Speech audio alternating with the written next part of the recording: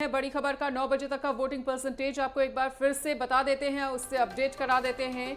पांचवें चरण का मतदान लगातार जारी है। आपको बता दें कि बिहार में 9 बजे तक 8.86% मतदान हो चुका है। जम्मू कश्मीर में 9 बजे तक 7.63% मतदान होता हुआ।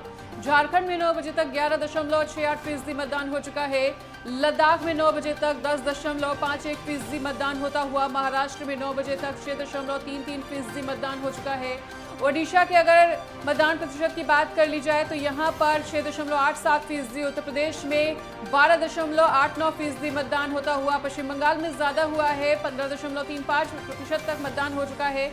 तो पांचवें चरण के लिए मतदान लगातार जारी है। ऐसे में 9 बजे तक के वोटिंग परसेंटेज से हम आपको अपडेट करा रहे हैं।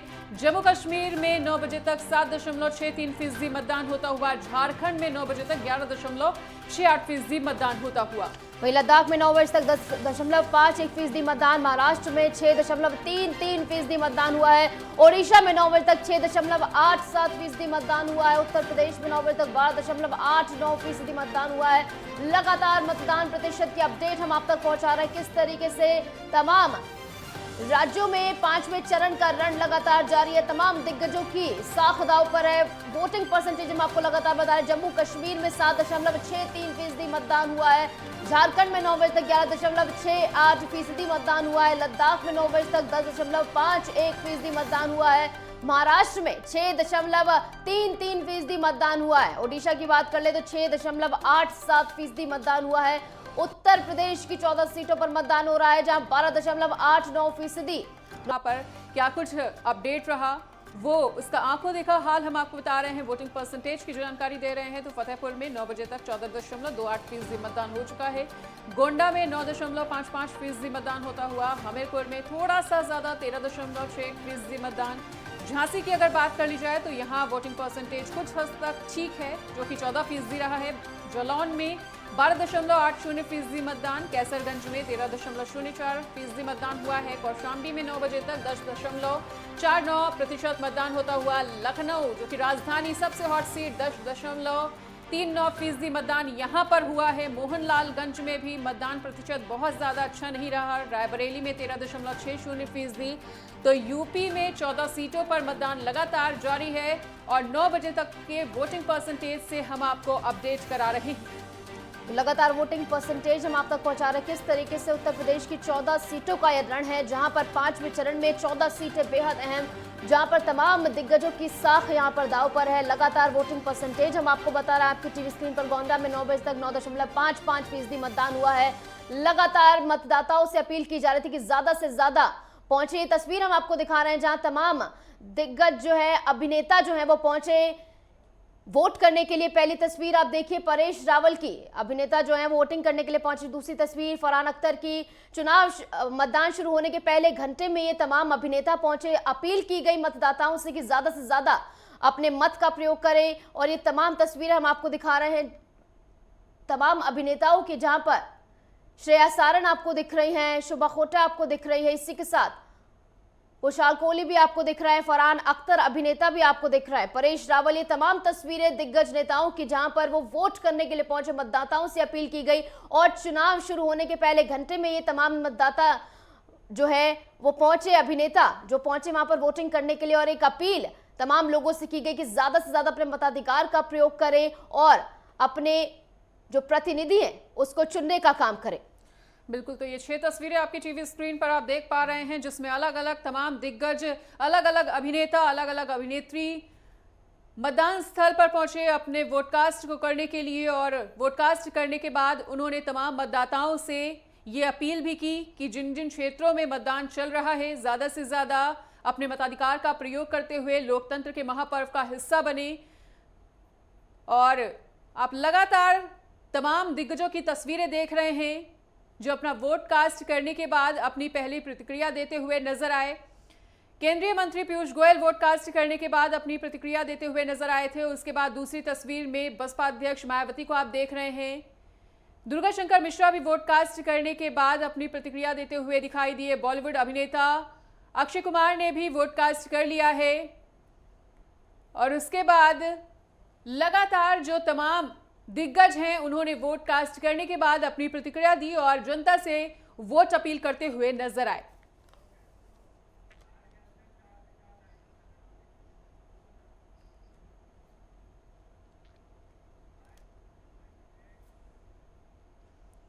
तो 9 बजे तक का क्या कुछ वोटिंग परसेंटेज रहा वो तो हमने आपको बताया ही। अभी इसी वोटिंग परसेंटेज का विश्लेषण करने के लिए हमारे साथ कुछ खास मेहमान भी जुड़ चुके हैं। आपको बता दें कि विपिन तोमर वरिष्ठ पत्रकार हमारे साथ, रितेंद्र माथुर वरिष्ठ पत्रकार, साथ ही साथ आलोक पांडे जी पॉलिटिकल एनालिस्ट, और हमारे साथ रितेंद्र माथुर जी के साथ ही आलोक पांडे जी भी हमारे साथ जुड़ चुके हैं। तो चारों मेहमानों का बहुत बहुत स्वागत है। सबसे पहले रितेंद्र सर, आपका रुख करते हुए, जिस तरह से 9 बजे तक का ये जो वोटिंग परसेंटेज रहा सर, लगातार 12% के करीब रहा है, तो इस मतदान प्रतिशत को किस तरह से आप देख रहे हैं और किस तरह से इसका विश्लेषण करना चाहेंगे?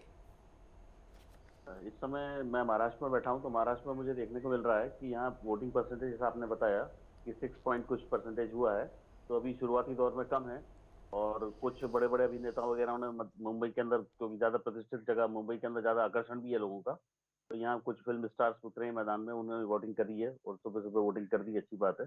तो ये इस तरीके की स्थिति है। अभी आज हो सकता है दिन भर के अंदर कुछ फर्क पड़े, और जिस तरीके से सरकार रैली हुई है यहाँ पे प्रधानमंत्री की 17 तारीख को, उसके बाद काफी लोगों में जोश है। मुझे लगता है कि दोपहर के बाद तक मतदान प्रतिशत बढ़ेगा। आपका जो 1 बजे का बुलेटिन होगा उसमें आपको कुछ अच्छे आंकड़े देखने को मिल सकते हैं, जो अच्छे नतीजे देंगे। 20% से 25% के बीच में ऊपर जाएगा। वैसे टोटल परसेंटेज जो हम लोग एक्सपेक्ट कर रहे हैं वो लगभग 60% तक उम्मीद कर रहे हैं कि मुंबई के अंदर जिस प्रकार से इलेक्शन कमीशन ने लोगों के बीच सक्रियता बढ़ाई है, उसको देखकर 60% तक मतदान होना चाहिए। कुछ उससे कम भी हो सकता है, पर इतना उम्मीद करते हैं। साथ में मुंबई से ठाणे जिला है, वो काफी बड़ा है, तो उसके अंदर काफी मतदान होगा ऐसा लग रहा है। 6 स्थानों पे तो मुंबई के 6 सीटें मुंबई के अंदर हैं, और 3 स्थान जो है वो मुंबई से जुड़े हुए सबर्बन एरिया जिसे कहते हैं, ठाणे के आसपास रहेगा, जिसमें 3 स्थानों पर चुनाव चल रहा है। और बाकी महाराष्ट्र के अन्य जगह टोटल 13 जगहों पर चुनाव है, और ये अंतिम दौर का चुनाव है आज। इसके बाद महाराष्ट्र में चुनाव संपन्न हो जाएंगे। 5 दौर के पूरे जो इलेक्शन कमीशन का तैयारी चल रही थी उसके हिसाब से पहला मतदान हुआ था 19 अप्रैल को, दूसरा फिर 26 अप्रैल को, फिर 7 तारीख को हुआ, फिर 13 तारीख को हुआ, और आज अंतिम दौर का मतदान है, 20 तारीख आज अंतिम मतदान है। तो इस तरीके से मुझे लगता है कि आज परसेंटेज थोड़ा अच्छा देखने को मिलेगा। ओवरऑल 60% तक पोलिंग होने की उम्मीद लग रही है मेरे को भी। देखते हैं अभी दोपहर तक क्या होता है जी। हमारे साथ भोलानाथ जी भी जुड़े हुए सीनियर जर्नलिस्ट हैं। भोलानाथ जी, जिस तरीके से बयानबाजियों का दौर हमने देखा किस तरीके से जारी था, 5वां रण है ये, 5वें चरण का मतदान लगातार जारी है सुबह 7 बजे से, और जिस तरीके के बयान सामने आ रहे, एक तरफ बीजेपी कह रही कि 80 की 80 सीटों से हम विपक्ष को बाहर कर देंगे, उस तरफ अखिलेश यादव भी ये सेम बात बोलते नजर आ रहे कि 80 की 80 सीटों से हम बीजेपी को बाहर कर देंगे। तो इस तरीके की बयानबाजी जिस तरीके से की जा रही है कि 100% वोट पाने की बात की जा रही है, तो क्या इस बयानबाजी स्विंग वोटर जो है, यानी जो आखिरी टाइम में अपने वोट डिसाइड करता है किसको वोट कास्ट किया जाए, तो क्या उसको प्रभावित करने की कोशिश की जा रही है, और किस हद तक उसको प्रभावित किया जाएगा स्विंग वोटर को इस तरीके की बयानबाजी से? देखिए, बिहार पॉलिटिकली काफी सेंसिटिव स्टेट है, इसमें कोई शक नहीं है, और यहाँ पर इस तरह की बयानबाजी का, सियासी बयानबाजी का काफी असर पड़ता है। लोग बड़ा गौर से सुनते हैं कि क्या कौन बोल रहा है। लोगों के अपने अपने खेमे हैं, जो जिस खेमे के उसके हिसाब से चीजों को, बयानों को ग्रहण करता है। लेकिन जो सबसे ज्यादा जो आपने बोला कि अंतिम क्षण तक लोगों का मन बदलता रहता है, वो होता है साइलेंट वोटर। साइलेंट वोटर हमेशा मतदान केंद्र पर जाते जाते उसका मन बदलता है। अब देखिए कि चुनावी सभा है प्रधानमंत्री नरेंद्र मोदी की, तो उसको लेकर के भी काफी असर रहा कि ठीक है, दूसरे क्षेत्र में उनकी सभा होती है, लेकिन जिन क्षेत्रों में मतदान होता है उसका असर होता है। लालू यादव पिछले बार एक बयान दे दिए थे कि मुसलमानों को आरक्षण मिलना चाहिए, उसको लेकर के अचानक 2-3 इलाकों में देखा गया कि मत प्रतिशत बढ़ गया। मैं ये नहीं कहता हूं कि किसने किसको किया, लेकिन दोनों तरफ से पोलिंग हुई और मत प्रतिशत अचानक बढ़ा जब लालू का बयान आया उसके बाद से। इधर तेजस्वी यादव भी जो बयान दे रहे हैं, प्रधानमंत्री को लगातार घेर रहे हैं। उन मुद्दों पर प्रधानमंत्री को कोई जरूरी नहीं है बोलना, लेकिन जिन मुद्दों का वो जवाब नहीं दे रहे उस पर वो घेरे थे, भ्रष्टाचार, महंगाई, बेरोजगारी, इन मुद्दों पर। तेजस्वी यादव अभी जो है बेरोजगारी को अपना आम मुद्दा बनाए हुए हैं, और इनका कहना यह है कि 17 महीने में हमने इतने 5 लाख के करीब युवाओं को नौकरी दी। तो ये अलग बात है कि बिना मंत्रिमंडल के फैसले या मुख्यमंत्री की सहमति के कुछ भी नहीं होता। लेकिन तेजस्वी उन चीजों का कि चूंकि ये मेरे समय में हुआ तो वो एक श्रेय ले रहे हैं। उनका पार्टी जो है, उनकी पार्टी बिहार में अभी सबसे बड़ी पार्टी है संख्या बल के हिसाब से विधानसभा में देखें तो, और सरकार में थे तो एक माना जाता था कि उनका असर है। तो अगर आप देखें तो लगातार, हालांकि अगर आप बयानबाजी को देखें तो तेजस्वी एक तरफ है और लालू कभी कभी बयान देते हैं, लेकिन दूसरी तरफ से भाजपा, जदयू, रालोसपा और हम के जीतन राम मांझी, इन नेताओं के बयान लगातार आते रहते हैं। सभाओं में, प्रचार में भी बयान आते हैं।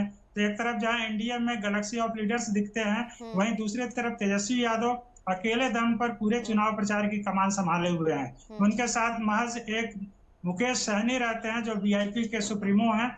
उसके अलावा अभी तक या तो कोई कोऑर्डिनेशन का अभाव रहा है या क्या कहा जा सकता है, अभी कुछ स्पष्ट रूप से नहीं है। लेकिन ये साफ दिख रहा है कि उनके सभाओं, जो महागठबंधन की सभाएं बिहार में हो रही हैं, वो अकेले तेजस्वी यादव कर रहे हैं। उनके साथ बस वही मुकेश सहनी रहते हैं। और जो बयान वो देते हैं वो मंच से अलग देते हैं, और फिर जब मंच के बाद जो बयान देते हैं, जो मीडिया उनसे पूछती है, वो असली सुर्खियों में आती है और उस पर एक सियासी घमासान छिड़ता है बिहार में। तो शाम होते होते बहुत तरह के बयानबाजी और गामा गर्मी और सियासत तेज हो जाती है। तो ये बिल्कुल सही बात है कि बिहार में इस तरह की बयानबाजी का असर होता है। तो अभी देखना पड़ेगा कि इस बार का क्या है वोटिंग परसेंटेज। वैसे वोटिंग परसेंटेज पर अभी जो बात हो रही थी, बिहार में लगभग यही वोटिंग परसेंटेज रहा है पिछले चार चरण के। अगर आप मतदान को देखें तो थोड़ा सा तापमान और वोटिंग दोनों में एक प्रतिकूल संबंध देखा गया। तापमान घट रहा है तो बिहार में वोटिंग बढ़ रही है, और तापमान बढ़ जा रहा है तो बिहार में वोटिंग घट जा रही है। तो ये एक सिलसिला पिछले 4 बार से देखा जा रहा है। बाकी और भी कारण है, अगर उस पर बात होगी तो उस पर चर्चा होगी। ठीक है, आलोक पांडे जी का रुख करते हुए, आलोक जी, पहले चरण के बाद उम्मीद की जा रही थी कि दूसरे चरण में वोटिंग परसेंटेज बढ़ेगा और यही सिलसिला लगभग 4 चरणों तक चला आया। लगातार ये उम्मीद की जा रही थी कि अगले चरण में वोटिंग परसेंटेज बढ़ेगा, लेकिन आज 5वां चरण का रन है और तमाम दिग्गजों की साख दांव पे लगी है। ऐसे में लगातार जो वोटिंग परसेंटेज है वो कम होता चला जा रहा है। भाजपा एक तरफ 370 का नारा देते हुए, 370 पार का नारा देते हुए, और एनडीए 400 पार का नारा दे रही है। तो ऐसे में ये जो कम वोटिंग परसेंटेज है, ये उनके सपने को साकार करने के बीच में कितनी बड़ी चुनौती बना हुआ है?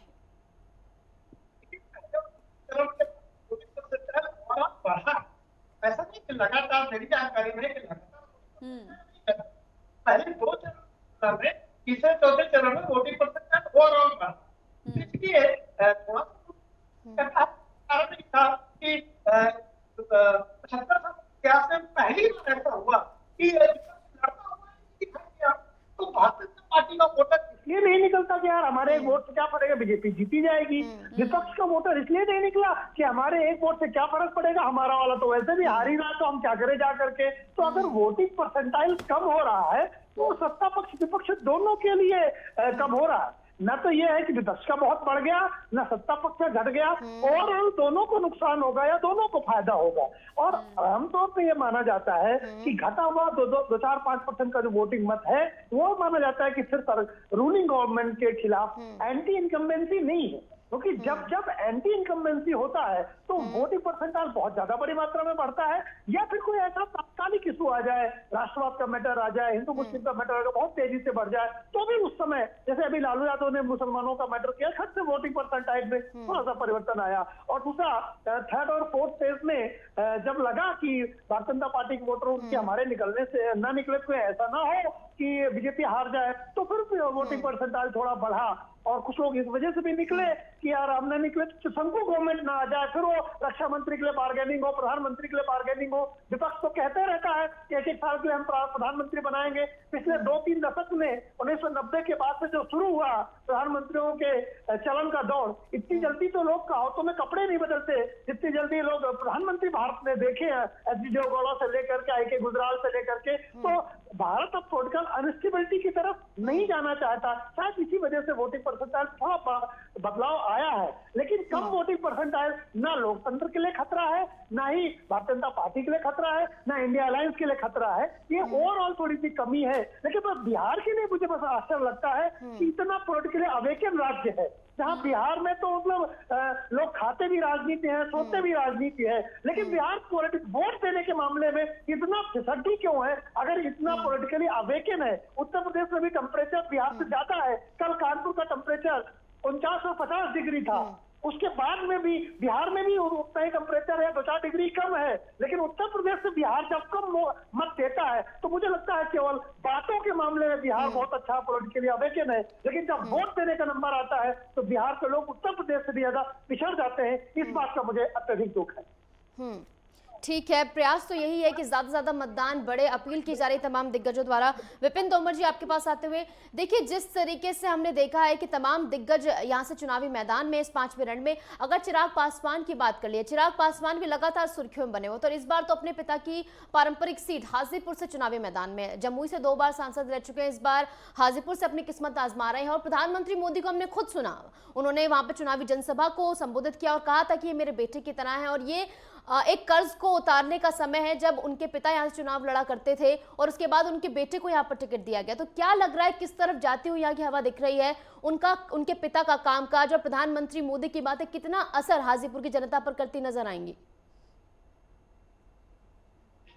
देखिए, कुछ सीट ऐसी होती हैं जो पारंपरिक होती हैं किसी के लिए, उसी तरीके से हाजीपुर जो है वो पासवान परिवार के लिए पारंपरिक है। पिछली बार उनके चाचा लड़े थे, उससे पहले उनके पिता लड़ते थे, जीतते थे। उत्तर प्रदेश में भी ऐसी कई सीटें हैं जिसमें हम अमेठी, रायबरेली, कन्नौज, मैनपुरी का जिक्र करते हैं।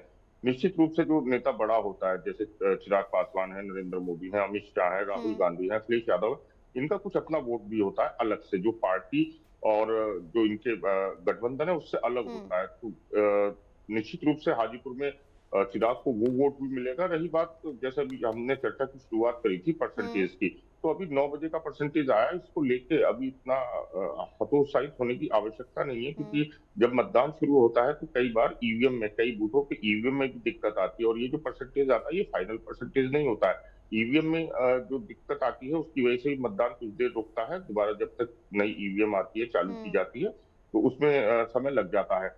निश्चित रूप से जिस तरीके से 2019 को हम कंपेयर करते हैं तो पहले 3 चरण के मतदान कम रहे थे, लेकिन चौथे चरण में मतदान बढ़ा है। उम्मीद यही जताई जा रही है कि जो 5वां चरण आज चल रहा है मतदान का, 2019 से जब हम उसको कंपेयर करेंगे तो वो भी ज्यादा ही आएगा। इसके अलावा जो अब तक का एक ट्रेंड देखा गया उसमें यह है कि आधी आबादी जो है, जो महिलाएं हैं, वो काफी वोट कर रही हैं। ये एक भारत के लिए, एक अच्छे लोकतंत्र के लिए एक अच्छी तस्वीर सामने आ रही है। ठीक है, और रितेंद्र सर, एक बार फिर से आपके पास लौटते हुए बात हॉट सीट्स की ही कर लेते हैं। और अगर हॉट सीटों में बात आती है तो सबसे पहले जिक्र इस वक्त रायबरेली का हो रहा है, जहां से खुद राहुल गांधी चुनावी मैदान में हैं। इस सीट की अगर बात की जाए रितेंद्र सर, तो कितना कड़ा और कितना बड़ा मुकाबला आप इस सीट पर देख पा रहे हैं? क्योंकि जो दोनों ही दिग्गज हैं वो अपने अपने क्षेत्र में अपना अपना दबदबा रखते हैं। और अगर दिनेश प्रताप सिंह की भी बात कर ली जाए तो उनका भी नब्ज टटोलने का जो तरीका रहा है रायबरेली की जनता का, वो काफ़ी ज़्यादा खास रहा है। हमेशा से ही उन्होंने जनता की नब्ज को टटोलने का काम किया है। तो ऐसे में इस मुकाबले को लेकर क्या कुछ कहना चाहेंगे? और तमाम पार्टियों की चुनौतियों को पूरा करने के लिए जनता कितना ज़्यादा साथ देती हुई नजर आ रही है रायबरेली सीट पर? जी, रायबरेली की सीट पर जो है इस समय राहुल गांधी जी के आने के बाद से स्थिति रोचक हो गई है, मुकाबला बहुत रोचक हो गया। अब दिनेश जी जो भी उनका प्रभाव क्षेत्र था अपनी जगह है, और साथ में जो भाजपा का जो कैडर है जो काम कर रहा है, गठबंधन का जो इनका जो एनडीए अलायंस है वो अपना काम कर रहा है। प्लस इसमें राहुल गांधी जी की साख दांव पे लगी हुई है, सबसे बड़ी चीज ये है। अगर यहाँ और कांग्रेस की भी लगी हुई है, और सोनिया जी के छोड़ने के बाद कांग्रेस के कैडर में काफी निराशा रही है। वहाँ के जो एमएलए, एक एमएलए जो वहाँ से जीत रहे थे वो भी उनके विरुद्ध हो गए हैं। तो ऐसे में स्थिति थोड़ी गंभीर हो जाती है। अब राहुल जी अगर जीत जाते हैं यहाँ पे तो एक बड़ा चमत्कार होगा, और मुकाबला तो बहुत जबरदस्त है, कांटे का टक्कर से ज्यादा अच्छा बोलना चाहिए इसको। तो रोचक मुकाबला है। और जैसा कि समीकरणों की एनालिसिस जो किया गया था उसके हिसाब से कांग्रेस की स्थिति उत्तर प्रदेश में बहुत ज्यादा खराब है और गठबंधन की स्थिति भी बहुत अच्छी नहीं है। अब ऐसे में अगर जीत जाते हैं तो ये बहुत बड़ा चमत्कार होगा और वहाँ की पब्लिक के ऊपर भी डिपेंड करता है कि वो लोग इस बार सोनिया जी के बाद उनके बेटे को जगह देते हैं, क्योंकि परंपरागत रूप से इंदिरा गांधी जी, सोनिया जी, फिर अब राहुल गांधी जी आ गए हैं। इस तरीके से उनके परिवार की सीट मानी जा सकती है, पर इस बार मतदाताओं के मन में जो परिवर्तन का दौर आया है इसका प्रभाव देखने को मिल सकता है। एक बार पहले भी जो परिवर्तन का इच्छा हुई थी वहां की जनता ने की थी, जब इंदिरा गांधी का जमाना था तो उन्होंने उनको कब मत दिए थे, इसके कारण बहुत परिवर्तन हुआ था वहां पे। फिर बाद में लोगों से उनके साथ शामिल हो गए थे लोग। अब देखना पड़ेगा अब क्या करते हैं इस बार लोग। और रितेंद्र जी, एक नाराजगी भी कांग्रेस के खुद के कार्यकर्ताओं में भी देखने को मिली थी, क्योंकि अमेठी से मांग कर रहे थे कि यहाँ से चुनावी मैदान में, और लगातार स्मृति ईरानी भी हुंकार भर रही थी, ललकार रही थी कि यहाँ से उतरे। और उसके बाद जब उन्होंने रायबरेली से उतरने का फैसला लिया तो अमेठी के कार्यकर्ताओं में एक नाराजगी थी और बीजेपी भी इस बात को पूरी तरीके से भुना रही थी कि अब आप वहां से भाग गए हैं, जनता को आपने धोखा देने का काम किया। एक बार आप हार गए तो आपने सीट छोड़ दी वहां से।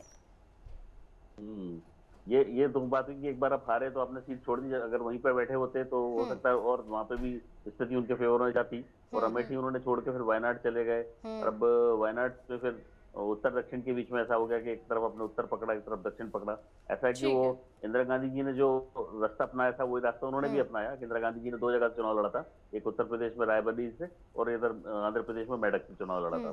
तो वो उन्होंने उसी को, इंदिरा जी की नीति को फॉलो करते हुए वो केरल चले गए और केरल से वायनाड से आए और इधर आए रायबरेली में। अब रायबरेली से उनकी माताजी ने सीट छोड़ी है, इसलिए उनको लग रहा है कि जगह हमारे लिए ज्यादा सुरक्षित है, हम यहाँ से ठीक कर सकते हैं। जबकि अमेठी में उनके घर की सीट ही है, संजय गांधी जी के समय से उनके फेवर में रही। एक बार रितेंद्र सर इधर रोकना चाहूंगी आपको, बिल्कुल, और इधर बिल्कुल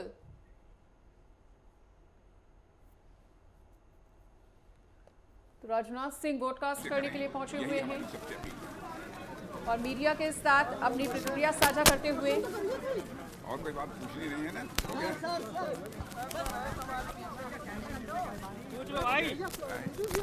अब तो कुछ नहीं पूछना है ना, ठीक है? क्या उम्मीद है बीजेपी को सर? पांचवा चरण है, क्या उम्मीद है बीजेपी को? कैसा जा रहा है? देखिए, फैसला तो जनता के हाथों में है, लेकिन हम लोगों का एनडीए का संकल्प 400 प्लस का है। सीटों को लेकर बता दीजिए। मैंने सीटों के बारे में कोई प्रेडिक्ट मैं नहीं करना चाहूँगा इस समय। सर, हम लोग की फोटो नहीं बन पाई, प्लीज थोड़ा थोड़ा हो जाओ भाई, हो जाओ। लगा दो भाई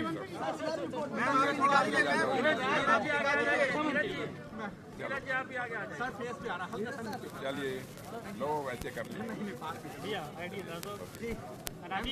इधर भी कर लीजिए, कर लो। हाँ जी, हो गया, आ गया, धन्यवाद। तमाम दिग्गजों ने अपील की है जनता से कि ज्यादा से ज्यादा मताधिकार का प्रयोग करते हुए लोकतंत्र के महापर्व का हिस्सा बने। नेटवर्क 10 भी लगातार आपसे ये अपील करता है कि अगर आपके क्षेत्र में भी मतदान चल रहा है तो ज्यादा से ज्यादा मतदान स्थल पर पहुंचकर अपने मताधिकार का प्रयोग करें और लोकतंत्र के महापर्व का हिस्सा बने। तो अलग अलग जिलों से हम आपके साथ अलग अलग तस्वीरें भी साझा कर रहे हैं और पल पल का अपडेट भी आपके साथ साझा कर रहे हैं। तमाम मेहमान भी विश्लेषण करने के लिए हमारे साथ मौजूद हैं। तमाम गेस्ट, जितने भी मेहमान हमारे साथ जुड़े हुए हैं, बने रहिए हमारे साथ। इस चर्चा को आगे भी जारी रखेंगे, पर फिलहाल यहाँ पर रुकते हैं एक छोटे से ब्रेक के लिए।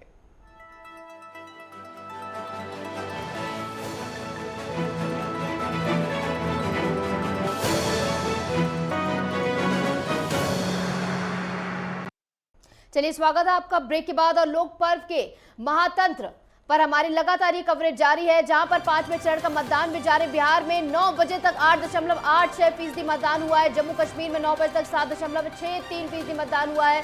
झारखंड में 9 बजे तक 11.68% मतदान हुआ है। लद्दाख में 9 बजे तक 10.51% मतदान हुआ है। महाराष्ट्र में 9 बजे तक 6.33% मतदान हुआ है।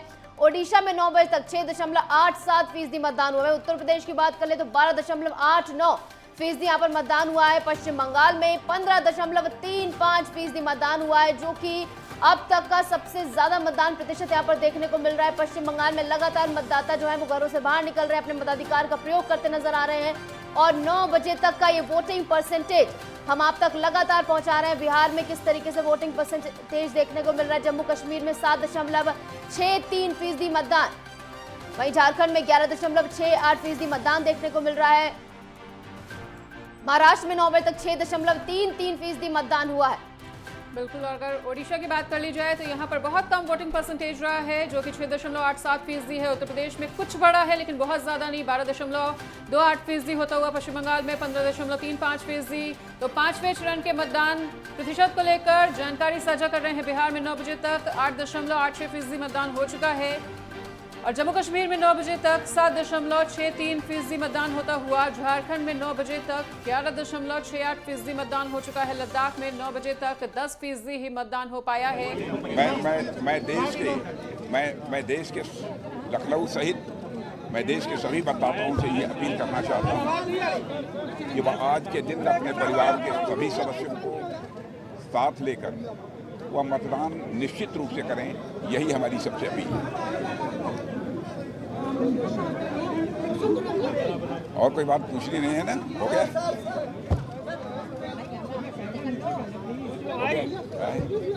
अब तो कुछ नहीं पूछना है ना? ठीक है।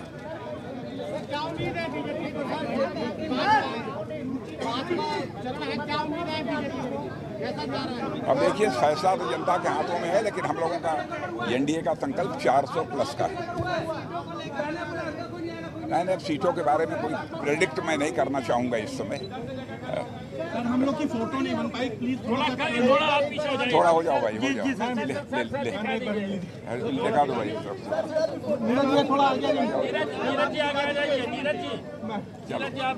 सर फेस पे आ रहा, हल्का सा नीचे। चलिए, लो वैसे कर लिया। चलिए, ओके। मैम थोड़ा सा नीचे कर लो। हाँ, ये सर हो गया, आ गया। धन्यवाद, थैंक यू। वोट कास्ट करने के बाद प्रतिक्रिया देते हुए नजर आए। मीडिया कर्मियों ने उनकी प्रतिक्रिया लेने का प्रयास किया, लेकिन किसी भी तरह के प्रेडिक्शन से उन्होंने इनकार कर दिया। और सुनिए कि सुनील शेट्टी का वोट कास्ट करने के बाद क्या कुछ कहना। कुछ काम नहीं कर सकते, देश कैसा चलता होगा। I think all of us as members, मैं सोसाइटी की बात करूंगा from a members perspective, contribute करना और ग्रोथ के लिए वोट करना इम्पोर्टेंट है। हर सिटीजन आज मतदान केलं काय आवाहन करा मुंबईकरांना?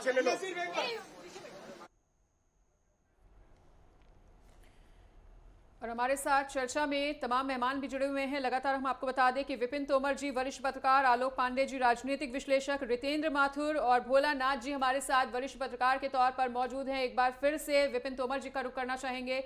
विपिन जी, बंगाल की राजनीति की भी अगर बात कर ली जाए तो यहाँ पर कांग्रेस में एक बार फिर से अंतरकला की तस्वीरें सामने आने लगी हैं। जिस तरह से कांग्रेस प्रमुख मल्लिकार्जुन खड़गे कुछ कहते हैं, अधीर रंजन उनका कहीं ना कहीं विरोध कर रहे हैं, तो कांग्रेसी कार्यकर्ताओं में इसको लेकर काफी ज्यादा नाराजगी देखने को मिल रही है। पार्टी कार्यालय में मल्लिकार्जुन अध्यक्ष की जो है उनकी तस्वीर पर स्याही तक पोत दी गई है। तो 5वें चरण के मतदान के दौरान इस बढ़ती अंतरकला को, इस पूरे सियासी घटनाक्रम को किस तरह से देख रहे हैं? जी देखिए, बिल्कुल जो कांग्रेस के उच्च पद पे बैठे हुए नेता हैं, उनसे जब बात हुई तो उन्होंने बताया कि मल्लिकार्जुन खड़गे ने स्पष्ट रूप से अधीर रंजन चौधरी से कहा है कि वो किसी भी प्रकार का कोई व्यक्तित्व ना दे। इसमें देखिए, अधीर रंजन चौधरी और ममता बनर्जी की लड़ाई बहुत पुरानी है, ये आज की लड़ाई नहीं है। जिस तरीके से उनकी सीट पे यूसुफ पठान को टीएमसी ने उतारा है, तो निश्चित रूप से एक बड़ी उनको चुनौती वहां से मिल रही है। वहीं ममता बनर्जी का जो बयान आया था कि अगर जरूरत पड़ी तो बाहर से समर्थन दे देंगी, जिसको अधीर रंजन चौधरी ने एक तरीके से नकार दिया था। अधीर रंजन चौधरी ने कहा था कि हमें इनकी जरूरत नहीं है, ये बीजेपी के साथ या एनडीए के साथ भी जा सकती है। इस बयान के भी अलग अलग मायने निकाले जा रहे थे कि क्या बीजेपी इसके अलग तरीके से विश्लेषण कर रही थी, वहीं इंडिया गठबंधन जो है वो अलग तरीके से कर रहा था। लेकिन मानना पड़ेगा कि ममता बनर्जी ने अकेले वहां लड़ते हुए जिस तरीके से वाम दलों का एक तरीके से खात्मा किया था, सफाया किया था, जो इतनी मजबूती से पश्चिम बंगाल में सरकार बनाते थे, ये बहुत बड़ी बात थी। तो चुनाव के बाद 4 जून के बाद स्थिति तो साफ हो ही जाएगी किसको कितनी वोट आई है। लेकिन ये ममता बनर्जी और अधीर रंजन चौधरी की लड़ाई बहुत पुरानी है। गठबंधन में ना शामिल होकर ममता बनर्जी ने जहां इसको और हवा दी थी, वहीं अधीर रंजन चौधरी के ऐसे बयानों से निश्चित रूप से पश्चिम बंगाल की लड़ाई जो है वो कांग्रेस और टीएमसी के बीच और कठिन होती जा रही है, और कहीं ऐसा ना हो कि इस लड़ाई का फायदा वहां भारतीय जनता पार्टी को मिले। और ये हमेशा देखा गया है कि जब जब विपक्ष में वोट बटा है तो इसका सीधा फायदा बीजेपी को होता मिला है। आपके पास आते हुए आलोक पांडे जी, देखिए जिस तरीके से सर फुटअव्वल की स्थिति बनी हुई है, अधीर रंजन यहाँ पर मोर्चा उन्होंने खोल दिया है, वहीं लेफ्ट के साथ भी कांग्रेस की यही स्थिति है। आप राष्ट्रीय स्तर पर तो साथ में है, लेकिन वायनाड की अगर बात करें तो लेफ्ट उनके खिलाफ लड़ रहा है, यानी आप राष्ट्रीय स्तर पर साथ है, लेकिन जब आप स्थानीय जगह पे वोट लड़ने की बात आती है, वायनाड की अगर हम बात करें तो लेफ्ट खुद कह रहा है कि आप हमारे साथ क्यों लड़ रहे हैं, आप बीजेपी के बी टीम बनने का काम कर रहे हैं, राष्ट्रीय स्तर पर साथ, लेकिन जब नीचे आते आते आप जुदा हो जाते हैं, तो इस सर फुटअव्वल स्थिति का क्या कुछ असर पड़ता है जनता के ऊपर? क्योंकि जनता तो इस बात पर शक करेगी ही ना कि जब आप में ही समन्वय नहीं बैठ रहा है तो हम आप पे कैसे विश्वास करेंगे? डेमोक्रेसी है तो हम नेशनल लेवल पर एक है, लेकिन हमारे कुछ राज्य स्तर पर मतभेद है। हम राज्य स्तर पर बीजेपी को मौका नहीं देना चाहते। अब अगर केरला में दोनों मिलकर कांग्रेस और लेफ्ट मिलकर लड़ेंगे तो बीजेपी विपक्ष में आ जाएगी और उसे अपने आप पॉलिटिकल एक स्पेस मिल जाएगा। पंजाब में अगर कांग्रेस और आम आदमी पार्टी मिलकर लड़ेंगे तो बीजेपी को एक स्पेस मिल जाएगा। लेकिन मैं मानता हूं कि एक पॉलिटिकल गिमिक है। अगर आप एक हैं तो नीचे से लेकर ऊपर पे एक रहिए, अगर अलग हैं तो अलग रहिए, क्योंकि आप जनता को कंफ्यूज कर रहे हैं। विधानसभा चुनाव में आप लड़ेंगे, एक दूसरे के विरोधी रहेंगे, लोकसभा चुनाव में आप एक जैसे हो जाएंगे। जनता इस तरह के कंफ्यूजन वाले गठबंधन से थोड़ा सा एक विश्वसनीयता भी तो खत्म करने वाला काम ये करता है कि आप एकदम से साथ आ जाते फिर एकदम से जुदा हो जाते, एक दूसरे को गालियां पूरा विश्व देख रहा है। भारत से अधिक, भारतवासियों से अधिक कोई मनाना जानता नहीं। अब मेरी एक ही अपील है राष्ट्र हित के लिए, ऐ मेरे भारतवासियों, अगर अब जाग गए हो तो बस मरना मत, बहुत मर मर के जिए हो, ऐसा जीना अब छोड़ दो। मेरा भारत अब विकसित भारत बनने वाला है, मेरा भारत अब अखंड भारत बनने वाला है, मेरा भारत अब अनोखा भारत बनने वाला है। 1000 साल पहले का जो मेरा भारत था, कोई बीमार नहीं होता था, हर घर में खुशहाली थी, घर में आवंटन नहीं होते थे, लोगों के अंदर उत्साह होता था, चादर चाहे कितनी भी छोटी बड़ी हो फिर भी आनंद से विभोर होते थे लोग। वैसा ही वैभव, वैसी ही गरिमा, वैसी ही अस्मिता मेरे भारत की लौट रही है। ऐ मेरे भारतवासियों, ये सब आपकी बदौलत हो रहा है। बस अब सोना मत, बहुत दड़ मार के पड़े, बहुत आलसी हुए, तूने सारा जन्म गंवा के अपना गात खो लिया और गेहूं चावल का गल्ला तो बेईमानों ने ढो लिया। अब मत सोना, अब जाग जाना, अब जागे रहना, बस राष्ट्र हित के लिए वोट करते रहना। ऐ मेरे भारत, ऐसे ही रहना। आप लोगों के भी पसीने आ रहे हैं कितने, लेकिन मंद मंद आप सब मुस्कुरा रहे हैं। हमने अभी वोट की अपील की थी 2 दिन पहले, कम से कम 3 लाख भारत भर में, ये मुंबई भर में दौड़ा दी आप लोगों ने। क्या आप चमत्कारी हैं जी, मेरे भारत को अनोखा बनाने वाले आप हैं अनोखे। बताओ, हाँ। हर बुराई पर नुकीली चोट दो, वोट दो, वोट दो, वोट दो। हर बुराई पर नुकीली चोट दो, वोट दो, वोट दो, वोट दो। युवा देश का संभल रहा है, दिशा देश की बदल रहा है। घर से निकलो, आगे आओ, सोचो समझो, बटन दबाओ। हर बुराई पर नुकीली चोट दो, वोट दो, वोट दो, वोट दो, वोट दो मेरे भारत। आपने सुना कैलाश खेर को, संगीतकार, जहां पर लगातार एक भावुक अपील करते नजर आए, अपने उंगली पर अमिट स्याही का प्रतीक भी लगातार दिखाते नजर आए। आलोक जी, आपसे हम बात पूरी करना चाहेंगे। जिस तरीके से हम बात कर रहे थे कि विश्वसनीयता पर भी एक प्रश्न चिन्ह लग जाता है। आप बार बार एक दूसरे को गाली देते नजर आते हैं, फिर दूसरे चुनाव में साथ नजर आते हैं, और आप इस पूरी सर फुटअव्वल को ढकते नजर आते हैं ये बोलकर कि डेमोक्रेसी, हमारे बीच में विभिन्नता नजर आती है। देखिए, आपके प्रश्न के पहले मैं एक बात बताना चाहूंगा, पर्सनल है लेकिन मुझे लगता है आपके दर्शकों को पता चले तो अच्छा रहेगा। हम सब बात करते हैं वोट देने के लिए, तो मेरी पत्नी, क्योंकि इसमें बिहार में ही पोस्टिंग है, केंद्रीय विद्यालय में है, सहरसा में है, मैंने उन्हें छुट्टी लेके बुलाया, वो कल फिर गए। हमने कहा वोट देना 4th चरण में, और 800 किलोमीटर मैंने चला के बुलाया। एक वोट भी जरूरी है देश के लिए, वरना हम कंप्लेन नहीं कर सकते।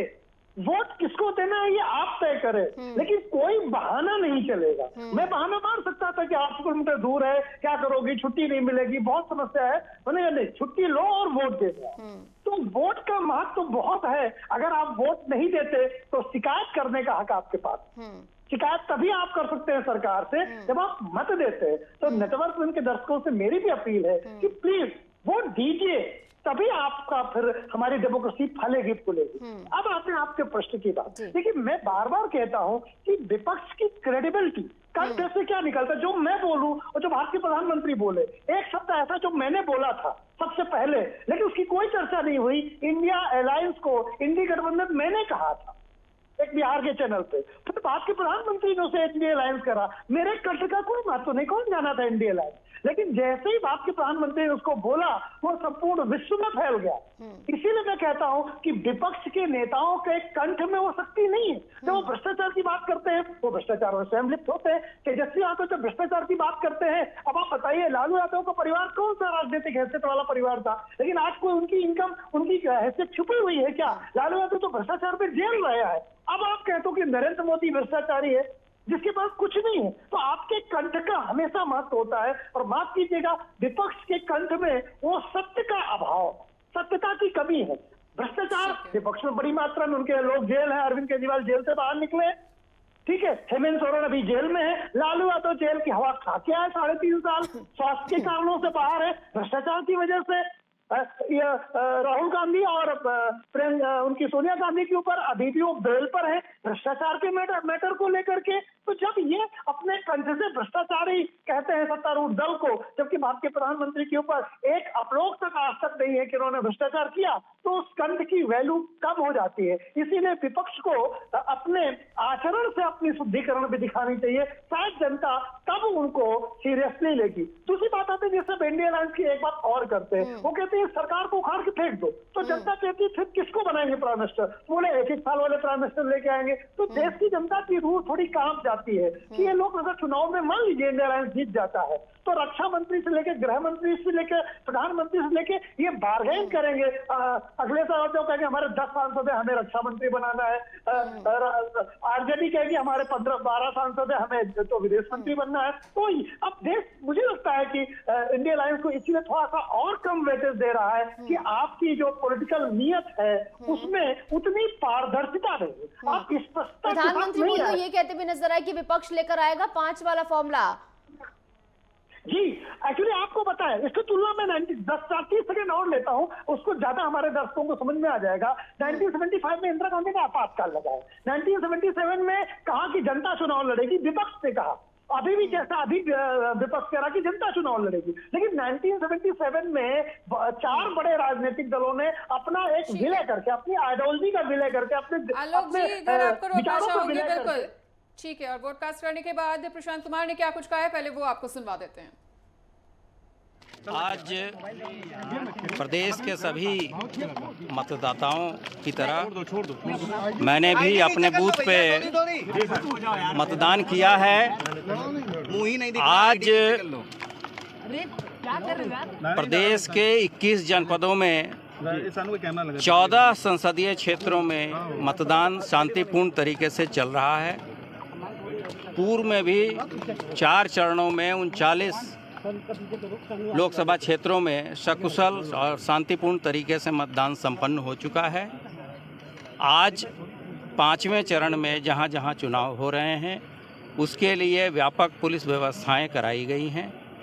इसमें लगभग 10,000 निरीक्षक, उप निरीक्षक, 71,000 constable, head constable, 48,000 home guard, 264 company अर्धसैनिक बल चुनाव से संबंधित बूथों पे लगे हैं। इसके अतिरिक्त शांति व्यवस्था बनाए रखने के लिए 230 कंपनी पीएसी का भी व्यवस्थापन किया गया है। हमारे राष्ट्रीय तथा अंतर्राज्यीय बॉर्डरों पे भी सघन चेकिंग की जा रही है। आज के दिन अभी तक कहीं भी किसी तरह की गड़बड़ी की सूचना नहीं मिली है।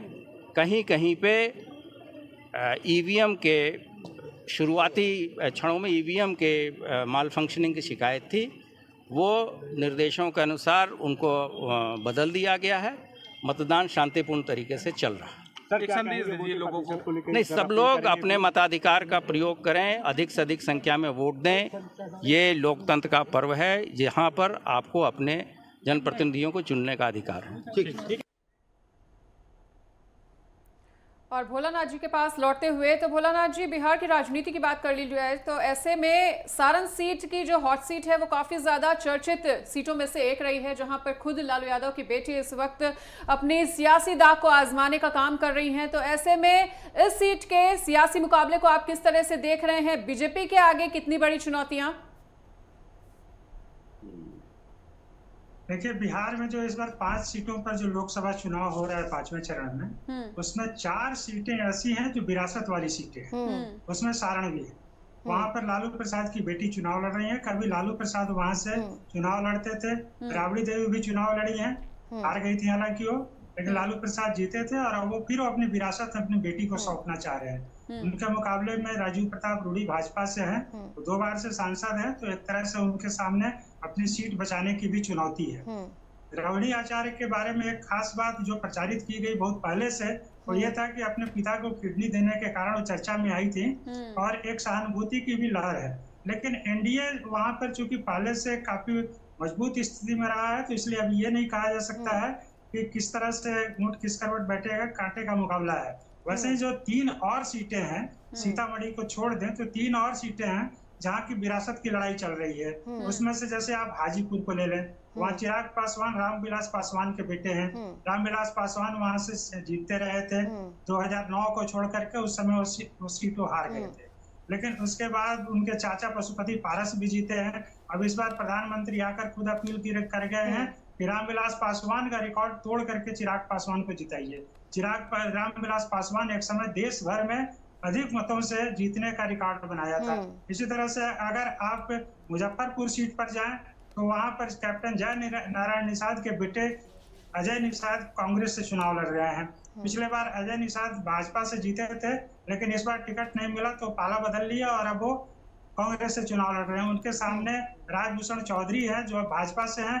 पिछले बार इनको ही अजय निषाद। प्रकाश का मुझे मालूम नहीं कि इस डिपार्टमेंट में से बहुत दूर हूँ। एक्टिंग के बारे में पूछ लो, कॉमेडी भी कर लेता हूँ, सब कर लेता हूँ। बहुत से लोग मतदान नहीं करते हैं, घूमने निकल जाते हैं, उनसे क्या अपील करेंगे उनसे? बहुत से लोग मतदान नहीं करते, बाहर निकल जाते घूमने। That's nonsense।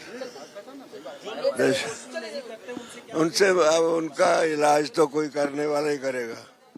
अगर मैं पुलिस में होता या पुलिस तो मैं तो यही ना। चलिए प्लीज, ठीक है, जाने दो। करने के लिए पहुंचे हुए थे और वोट कास्ट करने के बाद उन्होंने अपनी प्रतिक्रिया भी दी। तमाम दिग्गज और तमाम अभिनेता नेता लगातार अपना वोट कास्ट करने के लिए पहुंच रहे हैं। और भोलानाथ जी, आप अपनी बात को पूरा करें। हाँ जी, मैं ये कह रहा था कि जो चौथी विरासत वाली सीट है वो मधुबनी है। मधुबनी में एक समय केंद्र सरकार में मंत्री हुकुम देव नारायण यादव चुनाव लड़ते थे और जीते थे। अब उनके बेटे अशोक यादव इस बार चुनाव मैदान में हैं, तो इस बार भी उनको अपने पिता की विरासत बचाने की चुनौती है।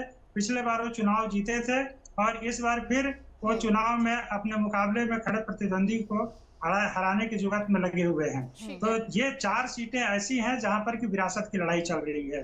वहीं अगर आप सीतामढ़ी सीट को देखें तो एकमात्र वो सीट है जहां से कि विधानसभा के जो सभापति हैं देवेश चंद्र ठाकुर वो चुनाव लड़ रहे हैं।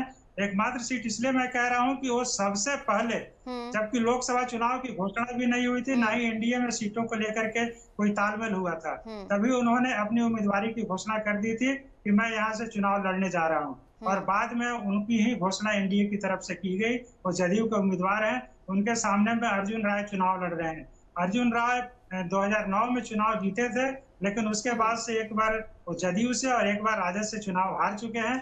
इस बार फिर वो देवेश चंद्र ठाकुर के मुकाबले में है। तो अर्जुन यादव बिहार सरकार में मंत्री भी रहे हैं, पीआरडी मंत्री रहे हैं और कला संस्कृति मंत्री रहे हैं। वहीं देवेश चंद्र ठाकुर का भी एक सियासी रुतबा बिहार में है। तो वो जो है एक बड़े रणनीतिकार माने जाते हैं और रणनीति बना करके चुनाव लड़ते हैं। तो इस तरह से अगर सीतामढ़ी सीट को छोड़ दें तो बाकी 4 सीटें बिहार में ऐसी हैं जहां पर कि नेताओं के पुत्र या पुत्री चुनाव लड़ रहे हैं और उनको अपने विरासत बचाने की चुनौती है। और ये देखना बेहद दिलचस्प होगा कि किसकी रणनीति कितना काम करते हैं। रितेंद्र जी आपके पास आते हुए, रितेंद्र जी 14 सीटों की उत्तर प्रदेश की बात कर लें तो 14 सीटों में 2019 में महज एक सीट आई थी कांग्रेस के पास, रायबरेली। और इस बार जितने पॉलिटिकल पंडित हैं, राजनीतिक विश्लेषक हैं, वो भी रायबरेली को लेकर इतने कंफर्म नहीं है कि यहाँ पर एक बार कांग्रेस फिर से जीतेगी। तो किस तरीके से आप देख रहे हैं रायबरेली का रण, और 14 सीटों का जिस तरीके से रण, आपने बाकी सीटों का रण देख लिया, और 14 सीटों का रण आप किस तरीके से देख रहे हैं? क्योंकि किस तरफ ये हवा जाती दिख रही है वो बताना बेहद मुश्किल है, क्योंकि बीजेपी भी अपनी तरफ से पूरे दावे कर रही है, इधर समाजवादी पार्टी और कांग्रेस जो एक साथ है वो भी इसी तरीके के दावे कर रही है 80 की 80 सीटों पर। जी सही बात है, उत्तर प्रदेश के अंदर 80 सीटें हैं और 80 सीटों के अंदर पिछली बार जैसे बहुत कांटे की टक्कर रही, और ये माना ही जा रहा है कि जो पिछली 2019 का जो रिजल्ट है इसमें चेंज नहीं होगा, ये वो वैसा रह सकता है, इससे इजाफा ही होगा, इसमें बढ़ोतरी होगी। अब रह गया कांग्रेस के लिए, अमेठी तो पिछली बार हार गई थी कांग्रेस, रायबरेली किस बार कांटे की टक्कर दिखाई जा रही है, पर संभावना अधिक दिख रही है कि रायबरेली कांग्रेस हार जाएगी, ऐसा लग रहा है। और जो दूसरी जगह एनालिसिस रिपोर्ट ये है कि उत्तर प्रदेश के अंदर एनडी गठबंधन को बहुत कम सीटें मिलने वाली हैं, कांग्रेस के लिए कोई बहुत मुश्किल स्थिति है, और जो समाजवादी पार्टी है कुछ अच्छा कर सकती है थोड़ा बहुत, तो पहले 2019 के मुकाबले कमजोर होगा, और इस चुनाव के लिए उनकी थोड़ी स्थिति बेहतर होगी। इसलिए 14 सीटों का एनालिसिस ये है कि इसमें जीतने की परसेंटेज जो एनडीए गठबंधन है उसके लिए ज्यादा है अपेक्षाकृत इंडी गठबंधन का। इंडी गठबंधन की स्थिति कमजोर है निश्चित तौर पे, और क्योंकि उनको बहुजन समाज पार्टी का कोई समर्थन नहीं मिला है, बहुजन समाज पार्टी भी यहाँ ठीक कर सकती है, क्योंकि वो कहीं ना कहीं गुटबंदी में काम कर रही है, आंतरिक रूप से उसके कुछ संबंध ठीक है बीजेपी के साथ, इसमें वो फायदा ले सकती है। बाकी समाजवादी पार्टी की स्थिति जैसी ये सब साफ सुथरी है, क्योंकि उनके सामने जो जहाँ उनकी जो परंपरागत का वोट बैंक है उसके अंदर भी चेंज लग चुकी है, वो वोट बैंक भी इस समय साथ नहीं देगा, उनका ऐसा लग रहा है। और बीएसपी जिसने इस पूरे मुकाबले को त्रिकोणीय बना दिया, क्या लग रहा है किसको ज्यादा डेंट देती नजर आएगी यहाँ पर बीएसपी 14 सीटों पर? समाजवादी पार्टी को टक्कर देगी, उनका लक्ष्य समाजवादी पार्टी ही है, क्योंकि अगले विधानसभा चुनाव में उनको लक्ष्य उन्हीं पे केंद्रित करना है, तो इसलिए वो अभी से पूर्व अभ्यास कर रहे हैं उस चीज का, और समाजवादी पार्टी को टक्कर देना ही उनका लक्ष्य है। और इसमें एक चीज और है सुनने समझने वाली बात यहाँ के, कि जहाँ मुस्लिम मतदाता है उनका टारगेट मुस्लिम मतदाता जरूर है, पर मुस्लिम मतदाताओं के साथ ऐसा होता है कि दलित खड़ा होता है तो मुस्लिम दलित को वोट नहीं देते, दलित तो मुस्लिम को वोट नहीं देते, पर मुस्लिम दलित को वोट नहीं देते। ये जो स्थिति होती है, इसमें जो नुकसान होता है वो उन लोगों दलित वोट को नुकसान होता है, मुस्लिम वोट नहीं मिलता उनको। ठीक है रितेंद्र सर, विपिन सर के पास एक बार फिर से लौटते हुए, विपिन जी जिस तरह से तमाम सीटों की बात कर रहे हैं, ऐसे में रायबरेली की, लखनऊ की और अमेठी की सीट तो यूपी में काफी ज्यादा हॉट सीट मानी ही जा रही है, लेकिन कैसरगंज लोकसभा सीट को भी नकारा नहीं जा सकता है, क्योंकि यहां से हमेशा से ही ब्रजभूषण शरण सिंह जीतते आए थे, काफी ज्यादा दबदबा रहा है उनका तमाम क्षेत्रों में। ऐसे में जिस तरह से वो लगातार विवादों में घिरे रहे, उसके बाद अब इस लोकसभा सीट का जो मुकाबला है वो किस तरह से आप देख रहे हैं, कितने ज्यादा मुसीबतें देख रहे हैं इस सीट पर बीजेपी के लिए? देखिए, इसमें कोई दो राय नहीं है कि न सिर्फ कैसरगंज बल्कि आसपास की जो एक दो और लोकसभा है वहां ब्रजभूषण शरण सिंह का प्रभाव है, अच्छा प्रभाव है, लेकिन भारतीय जनता पार्टी को कहीं ना कहीं इस मामले में थोड़ी एज मिल जाती है कि जिन भी नेताओं ने बदजबानी करी या जिन पे आरोप थे उनके टिकट काट दिए गए, जिसमें दिल्ली से रमेश बिधूड़ी, परवेश वर्मा, भोपाल से साध्वी प्रज्ञा, कैसरगंज से ब्रजभूषण शरण सिंह। दूसरी पार्टियों में ऐसा नहीं दिखता है, जिस तरीके से रणदीप सुरजेवाला ने हेमा मालिनी को लेकर टिप्पणी करी थी, कोई कार्रवाई नहीं हुई। भोपाल से चुनाव लड़े थे, अच्छा टर्नओवर होगा, हो रहा है, काफी लोग आए हैं।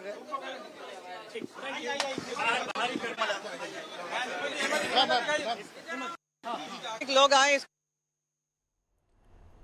तो अभिनेत्री हेमा मालिनी वोटकास्ट करने के लिए पहुंची हुई थी और उन्होंने भी मीडिया के सामने प्रतिक्रिया दी है। वोटकास्ट करने के बाद लगातार तमाम दिग्गज जो हैं वो वोटकास्ट करने के लिए पहुंच रहे हैं और मीडिया के साथ अपनी प्रतिक्रिया साझा करते हुए लोगों से वोट अपील भी कर रहे हैं। तमाम मेहमानों ने अपनी अपनी प्रतिक्रिया दी, विश्लेषण किया, इसके लिए आप सभी का बहुत बहुत शुक्रिया। और फिलहाल यहाँ पर रुकेंगे एक छोटे से ब्रेक के लिए।